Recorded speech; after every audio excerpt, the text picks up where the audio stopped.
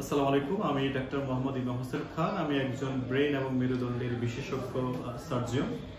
তো আজকে আমার কাছে একজন ভদ্রলোক এসেছেন, মিস্টার শাহ আলম। ওনার হলো বয়স হলো 65 বছর বয়স। বাড়ি কোথায় আপনার?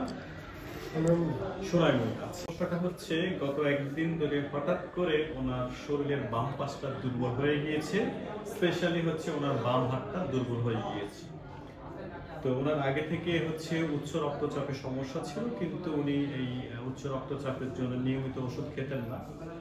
আমার কাছে আসছেন, আসার পরে হচ্ছে আমরা ওনাকে দেখেছি এবং আমরা ওনার প্রেশারটা মেপেছিলাম। প্রেশারটা অনেক বেশি ছিল, প্রায় 180/100 মিলিমিটার অফ মার্কারি। এবং এটা আমরা ধারণা করেছি ওনার স্ট্রোক হয়েছে। তারপর আমি ওনার মাথার একটা সিটি স্ক্যান অ্যাডভাইস করেছি। তো আমরা এখন দেখবো ওনার সিটি স্ক্যান রিপোর্টে কি আসছে। এটা হচ্ছে ওনার মাথার সিটি স্ক্যান। তো এটা হচ্ছে মাথার এই যে সাদা যেটা, এটা হলো মাথার হাড্ডি, এটা হচ্ছে ব্রেন।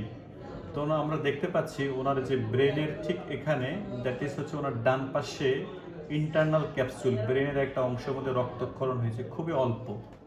এই যে রক্তক্ষরণ হচ্ছে ব্রেনের ডান পাশে। ওনার যে স্ট্রোকটা, এটাকে আমরা বলি হিমোরেজিক স্ট্রোক, অর্থাৎ ব্রেনের রক্তক্ষরণ জনিত স্ট্রোক।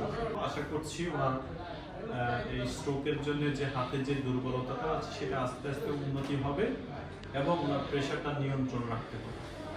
তো ভবিষ্যতে যাতে আপনার স্ট্রোকটা আবার না হয়, দেখেন আপনার হাতের শক্তিটা অনেকটাই কমে গিয়েছে।